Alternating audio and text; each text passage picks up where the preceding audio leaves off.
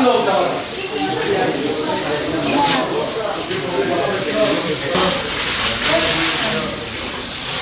bacım, fazla da canı sağ olsun.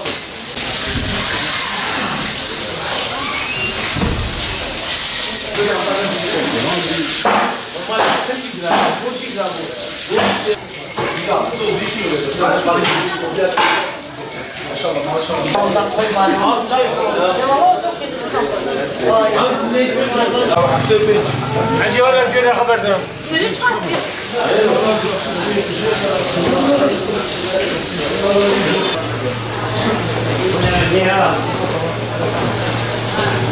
Kelle, ciğer, işkembe, yürek, böbrek, dalak.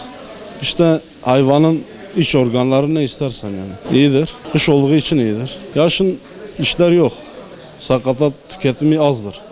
Kış aylarında daha iyidir. Havalar soğuk olduğu için sakatat tüketimi daha iyidir. Ya bütün hastalıklara iyidir yani kelle, işkembe, bağırsak. Bu tür şeyler bütün hastalıklara iyidir yani. Mesela ne yemek? Kellenin kelle parçası olur. İşkembe çorbası olur, dolması olur. İşte yürek, böbrek, ciğer bunlar mangala olur. Izgarada olur. Tabii tavsiye ediyoruz. Sakatat tüketimi çok iyi. Yani kim tüketse iyidir. Bütün hastalıklara iyidir. Yani sana nasıl diyeyim yani bütün hastalıklara iyidir yani. 32 senedir yaklaşık ben bu sakatat işindeyim. Ama sakatat eskiden gerçekten de fakir yemeğiydi. Şu an zengin bile zor alabiliyor.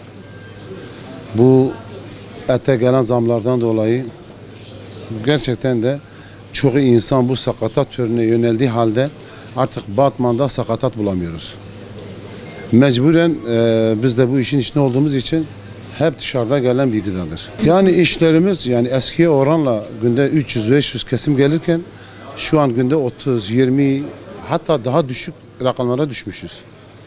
Bunun en büyük sebeplerinden bir tanesi de hayvancılığın desteklenmemesidir. Şu an Batman'da hayvancılık 20 sene önce %80, %90 iken şu an %10, %5'lere kadar indi. Ya şimdi sakatat gerçekten de dediğim gibi eskiden fakir yemeğiydi, şu an zengin yemeği. Sakatat sağlığa faydalı. Gıdalar içinde en doğal olanı sakatattır. Bizim mesela bu kelle, gördüğün kelle, ciğerdir, yürek, böbrek bunlar hepsi faydalıdır.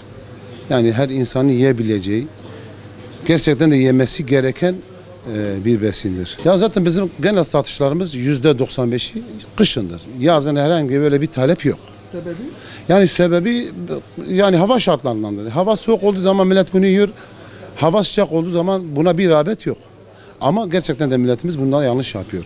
Bu yılın 12 ayı yenilmesi gereken bir besindir. Ya talep çoğalmasının sebebi budur işte. Söylediğim gibi gribe, bu tür hastalıklara, kemik ağrılarına kuzu kellesi, dana ayakları falan iyi geliyor. Yani bunların milletimizin altında, bilinç altında bunu yerleşmiş böyle bununla iş yapıyor. Aslında normalde bunun yazın yemesi lazım. Yani bizim yemek kültürümüzde mesela bu kelle paça 10 çeşidi var. Kimi bunu farklı yemeklerde kullanıyor, kim paçasını yapıyor, kim fırında yapıyor, kimi dediğim gibi. Yani istediği her kültürü mesela bizim Kozluk tarafı bunu farklı yapıyor. Birkaç nohut şeylerin içine pişiriyor. Bizim mesela başka ilçelerimiz herkesin farklı bir yiyiş tarzı var. Yani muhakkak tabii. Şimdi sakatatın insan sağlığı için biraz önce de belirttim bunu. Yemesi gereken bir besindir. Vücut nasıl suya ihtiyaç varsa sakatata da ihtiyaç vardır. Şu an talep çok. Talep çok ama bu talebi karşılayamıyoruz. Bizim sorunumuz budur. Yani benim demek istediğim kesinlikle insanların bu tür şeylere yönelmesi lazım. Hem insan sağlığı olarak hem de vücuda bir fayda, vitamin olarak destekleyen bir gıdadır.